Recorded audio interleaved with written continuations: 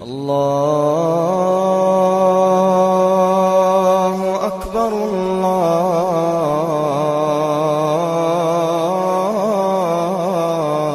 الرحیم والصلاة والسلام علی رسولہ الکریم وعلی آلہ وصحبہ اجمعین۔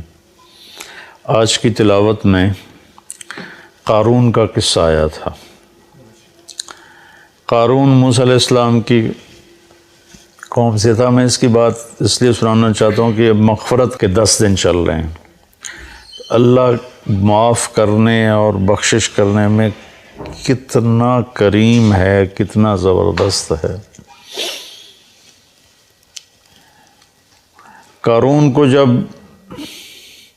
قارون سے جب موسیٰ علیہ السلام نے زکوٰۃ کا مطالبہ کیا تو ان کی زکوٰۃ تھی 10%، 100 میں 10 روپے، ہماری ہے 100 میں 2.5 روپے، ان کے تھے 100 میں 10 روپے، اور اس کے خزانوں کی چابیاں پوری جماعت اٹھاتی تھی۔ اس نے حساب کیا تو وہ تو بے شمار بنا، تو اس کی نیت خراب ہو گئی۔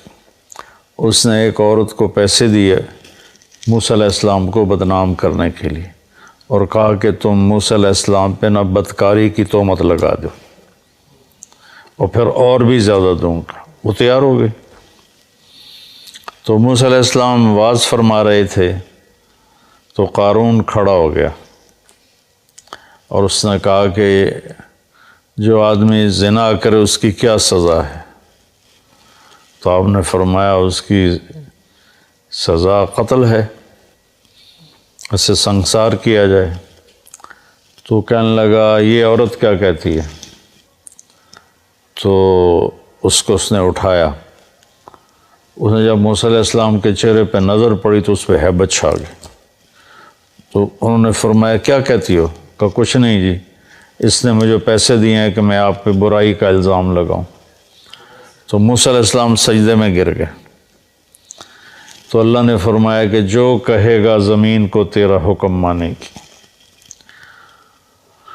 تو انہوں نے زمین سے کہا کہ خودی ہے، پکڑ لو اسے۔ تو اس کے پاؤں زمین میں دھنس گئے، زمین نے پکڑ لیے۔ تو قارون کو اندازہ ہو گیا میرے ساتھ کیا ہونے والا ہے۔ تو انہوں نے کہا موسیٰ مجھے معاف کر دو، غلطی ہو گئی، آئندہ نہیں کروں گا۔ موسیٰ علیہ السلام نے فرمایا اور پکڑو۔ وہ تھوڑا اور اندر چلا گیا۔ اب ایک طرف وہ مسلسل منت کر رہا تھا معافی دے دے، آئندہ نہیں کروں گا، دوسری طرف موسیٰ علیہ السلام کہتے زمین کو اور پکڑو اور پکڑو اور پکڑو۔ تو وہ یہاں تک آیا، یہاں تک آیا تو بھی منتیں کرتا رہا، یہاں تک کہ زمین اس کو نگل گئی۔ تو یہ دنیا میں واحد ایسا مجرم ہے کہ اس جیسا جرم دنیا میں کسی نے نہیں کیا کہ نبی پر بدکاری کی تہمت لگا دی۔ تو جب وہ زمین میں چلا گیا تو اللہ نے جبریل کو بھیجا اور فرمایا کہ موسیٰ سے کہو اس نے تیری اتنی منتیں کی کہ معاف کر دے، تو نے معاف نہ کیا۔ وَعِزَّتِي وَجَلَالِي لَوِ اسْتَغَاثَ بِي لَأَغَثْتُهُ، میری عزت کی قسم مجھے ایک دفعہ پکارتا میں معاف کر کے باہر کھڑا کر دیتا۔ یہ اس کی بخشش ہے، یہ اس کی رحمت ہے۔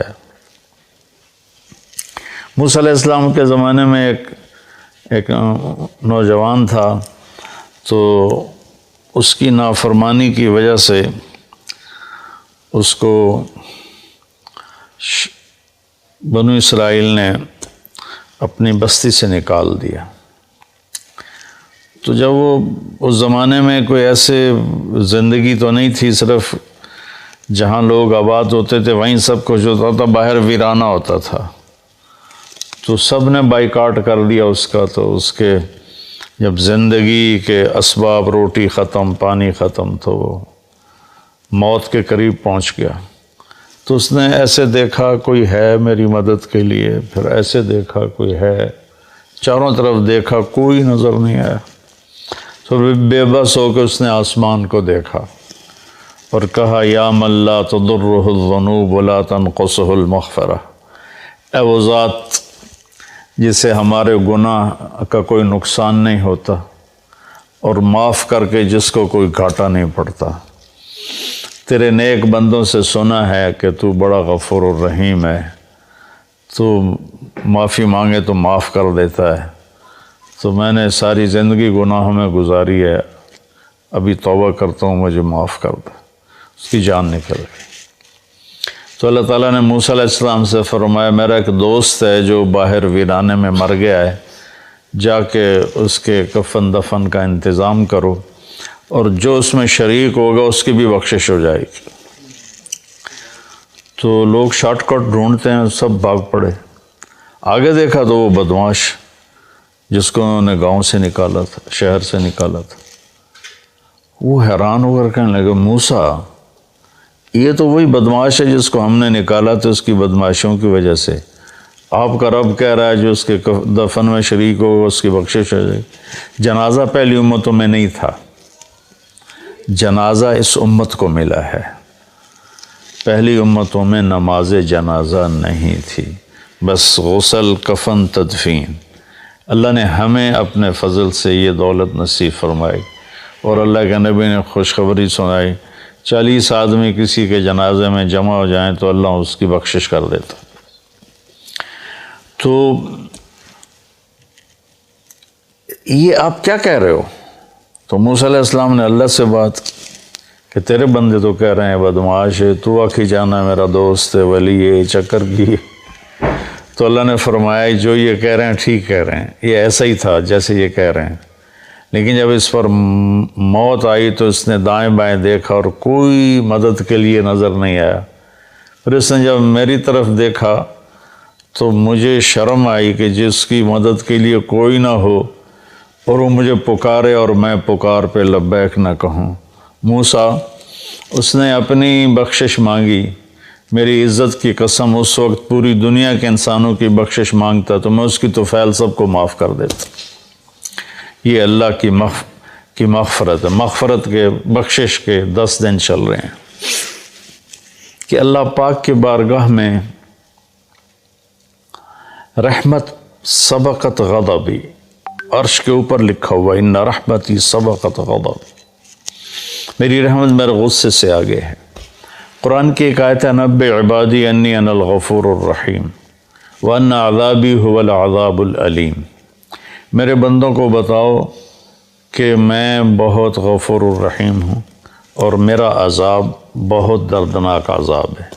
اردو ترجمے میں آپ کو دونوں طرف کی خبر برابر نظر آئے گی، لیکن یہ ایسے ہے، ایسے رحمت کی خبر اس کا وزن یہاں آ رہا ہے، اور اس کے مقابلے میں پکڑ کی خبر کا وزن یہاں چلا جا رہا ہے۔ یہ دونوں برابر نہیں ہیں، یہ ایسے ہیں۔ اب ہم اس کو تھوڑا تھوڑا کریدتے ہیں۔ 90 میرے بندوں کو بار بار بتاؤ، 90 اذن باب تفعیل میں تکرار ہوتا ہے، تو اللہ تعالیٰ یہ کہتا اخبر، میرے بندوں کو بتاؤ تو ہو جاتی بات۔ اخبر کی وجہ 90 بار بار سنا ان کو، یہ مجھ سے ڈرے ہوئے ہیں، ان کو بار بار سنا۔ جیسے اذن، بار اذان جو کہ بار بار ہوتی ہے، تو اذن فی الناس بالحج یاتوک رجالا اذان من اللہ ورسولہ۔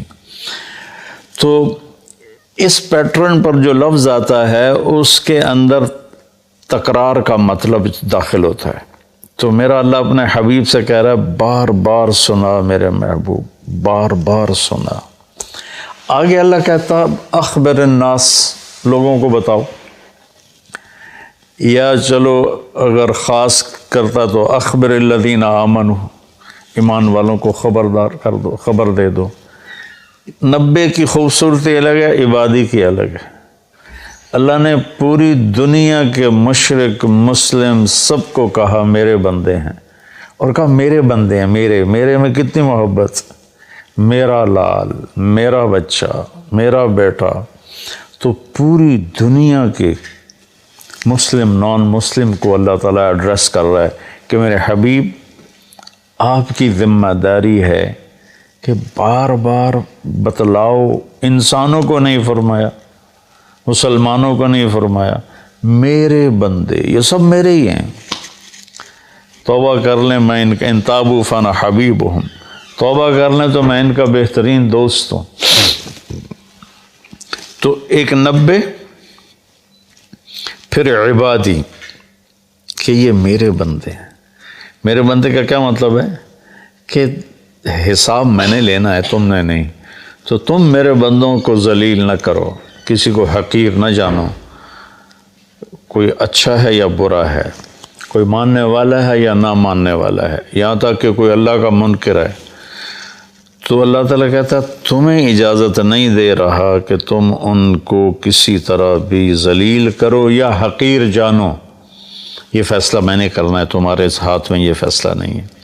تو عبادی میں کتنی خوبصورت بات اللہ نے کہی کہ میرے بندے، میرے بندے، ماں کے لہجے میں کہتے ہیں نا صدقے، میں تو والی نہیں پہ آمدہ، تو میرے بندے ایک 90، ایک میرے بندے، پھر انی، میں بذات خود، انا یقیناً میں ہی کیا ہوں، غفور ہوں، رحیم ہوں۔ انی بات بغیر کسی شک کے ہے، انی انا کی تاکید، پھر یا متکلم کہ میں بذات خود بہت معاف کرنے والا، بہت رحم کرنے والا ہوں۔ غفور بھی مبالغے کا صیغہ ہے اور رحیم بھی مبالغے کا صیغہ ہے۔ اب اللہ نے بتانا تھا کہ میرا عذاب بڑا سخت ہے، تو یہاں 90 نہیں لائے، 90 تو لائے اس کے ساتھ انی انا الغفور الرحیم، اسی کا عطف بنایا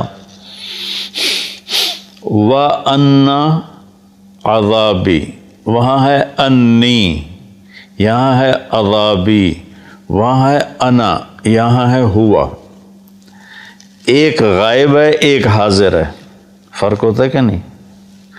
ابھی آپ میری بات براہ راست سن رہے ہو تو آپ پر ایک اور تاثر ہے، آپ جا کر میری بات آگے کسی کو نقل کرو گے تو سارا تاثر اس میں سے نکل جائے گا، صرف خبر منتقل ہوگی، تاثر منتقل نہیں ہوگا، چونکہ دیکھنے سے ایک اثر پیدا ہوتا ہے۔ تو جب اللہ نے اپنی رحمت کو بتایا تو اپنے آپ کو سامنے کھڑا کر دیا کہ یہ میں تمہارا رب ہوں، تمہارے سامنے ہوں، میں بہت مہربان ہوں، رحم کرنے والا ہوں، معاف کرنے والا ہوں۔ سبحان اللہ، کیا خوبصورت اللہ تعالیٰ۔ اس لیے میں علماء سے کہتا ہوں اللہ کی رحمت کو زیادہ بتاؤ، اپنے لہجوں میں کڑواہٹ پیدا نہ کرو، اپنے لہجوں میں شدت پیدا نہ کرو، اپنے آنے والے مجمع کو ڈانٹ ڈپٹ کے انداز میں مت بات کرو، محبت کے انداز میں، نرمی کے انداز میں بات کرو۔ تو ایک چوکٹ میں اللہ تعالیٰ کہہ رہا ہے میں بذات خود بہت مہربان ہوں۔ اب ہم آگے چلتے ہیں وَأَنَّ عَذَابِي، وہاں بھی انا، یقیناً کوئی شخص سے بالا تر نہیں کہ میرا عذاب، مضاف مضاف الیہ ایک دوسرے سے جدا چیز ہوتے ہیں۔ میری کتاب، کتاب اور ہے، میں اور ہوں، میری ٹوپی، میں اور ہوں، ٹوپی اور ہے، اور انی تو بذات خود ہے، اور عذابی، عذاب اور الگ چیز ہے، اللہ الگ چیز ہے، عذاب الگ چیز ہے، اللہ الگ چیز ہے۔ ان عذابی ہوا، پھر اس عذاب کو بھی دور کر دیا، او جڑا کھا خیالے تے بیٹھا ہوا، وہ بہت دردناک عذاب ہے۔ هو العذاب العلیم، یہاں دو صفتیں نہیں لائے، الغفور الرحیم، یہاں ایک لائے ہیں العلیم، اور وہ بھی عذاب کی صفت ہے، اپنی نہیں بنائی۔ تو اللہ تعالیٰ معاف کرنے کے عنوان کو قرآن میں زیادہ طاقت سے بولتا ہے، اور پکڑنا بھی ہے، اس نے آخر شمر اور حسین کا فیصلہ نہیں کرنا، اس نے تو پکڑ بھی ہے اس کی، فرعون اور موسیٰ کے درمیان فیصلہ نہیں کرنا اس نے، تو پکڑ بھی ہے، لیکن پکڑ کو اللہ اتنی شدت سے نہیں بتاتا جتنی طاقت سے اللہ اپنی رحمت کو بتاتا ہے۔ تو میرے بندوں کو بتاؤ، اب بار بار بتاؤ کہ میں بذات خود تمہارے سامنے کہہ رہا ہوں کہ میں بڑا مہربان، اور پھر ہاں وہ جو میرا عذاب ہے نا، وہ جو میرا عذاب ہے، او تو لمبے تو پار ٹپا چھڑے، وہ جو میرا عذاب ہے نا وہ بڑا دردناک عذاب ہے۔ سبحان اللہ۔ تو جو خوشخبریاں سناؤ، اللہ کی رحمت سے لوگوں کو قریب کرو۔ ایک ٹی وی کے ایکٹر تھے بڑے پرانے، تو وہ مجھے ملنے آئے، کہنے لگے میں آپ سے اس لیے ملنے آیا ہوں کہ آپ اللہ سے ڈراتے نہیں، آپ اللہ سے ملاتے ہیں۔ کہ میں مولویوں سے نہیں ملتا ہوں، لیکن آپ سے ملنے آیا ہوں کہ آپ اللہ سے ڈراتے نہیں ہو، آپ اللہ سے ملاتے ہو، آپ اللہ کی طرف بلاتے ہو۔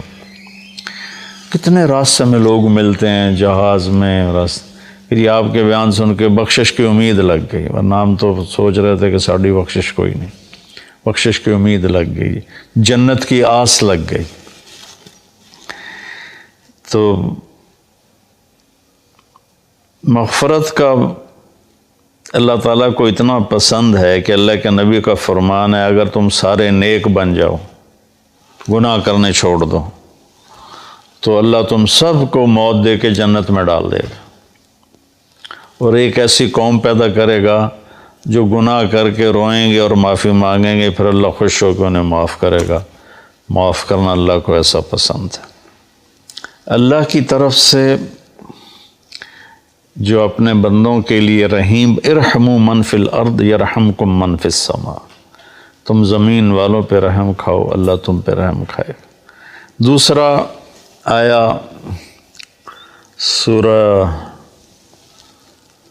وہ کیا ہے عنکبوت میں، احسب الناس ان یترکوا ان یقولوا آمنا وہم لا یفتنون، کہ کلمہ پڑھنے کے بعد تم آزمائے نہ جاؤ، یہ خیال دل سے نکال دو۔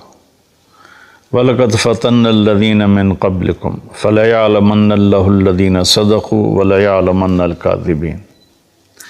تو اللہ تعالیٰ یہاں پوری آیت کا خلاصہ یہ ہے کہ اللہ فرما رہے ہیں کہ جب تم مجھے مانو گے نا کہ ہاں ہم مان گئے تو ایک اکیلا ہے، تیرا کوئی شریک نہیں، اور محمد صلی اللہ علیہ وسلم تیرے رسول ہیں، تو پھر میں تمہیں آزماؤں گا۔ اس کے لیے جو لفظ استعمال کیا نا وہ ہے فتنہ، یفتنون۔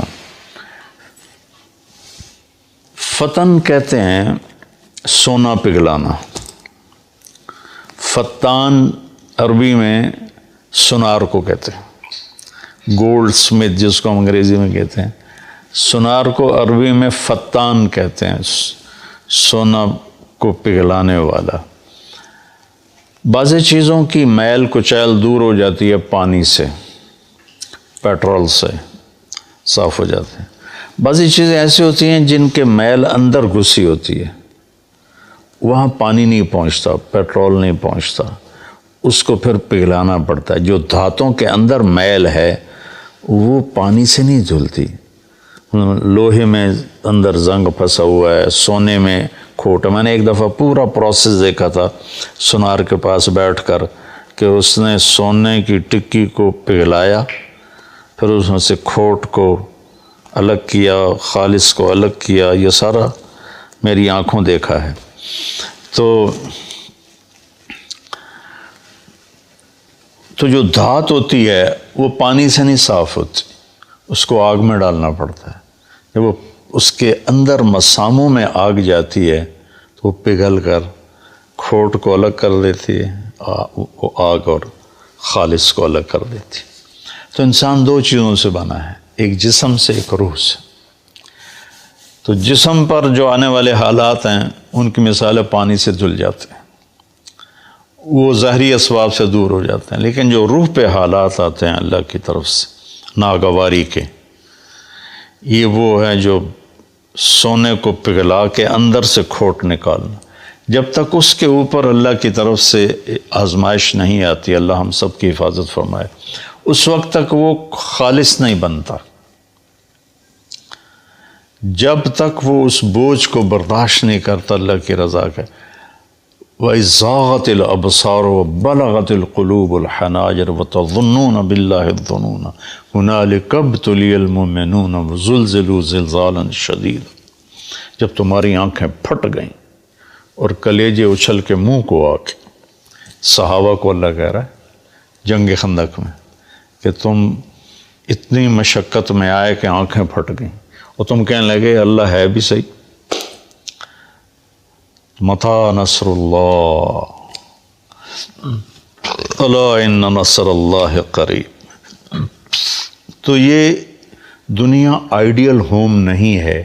لوگ اسے آئیڈیل ہوم بنانے کے چکر میں بڑے بڑے محل بناتے ہیں، بڑی بڑے آرام کی شکلیں بناتے ہیں، اپنے آپ کو تسکین دینے کے لیے کروڑوں اربوں ڈالر کی کشتیاں بنواتے ہیں، اس میں بیٹھ کے وہ سمندر کی سیر کو نکلتے ہیں، لیکن 100 بار چمن مہکا 100 بار بہار آئی، دنیا کی وہی رونق دل کی وہی تنہائی، اندر وہ خالی ہوتا ہے، وہاں کچھ ضرب لگانے کی ضرورت ہے۔ وہ جب آدمی اللہ کی اطاعت میں اپنے آپ کو جما کے چلتا ہے اور اس کے روح پر حالات آتے ہیں تو وہ پھر ایسے نکھر کے صاف ستھرا ہو کے، کیونکہ جنت صاف ستھرے لوگوں کی جگہ، اس لیے جو ایمان والے کبیرہ گناہ کرتے مر گئے ان کو جہنم میں ڈال کے پگھلایا جائے گا، کھوٹ ان کا نکالا جائے گا، کھوٹ نکال کے پھر جب وہ خالص ہو جائیں گے پھر جنت میں ڈال دیا جائے گا۔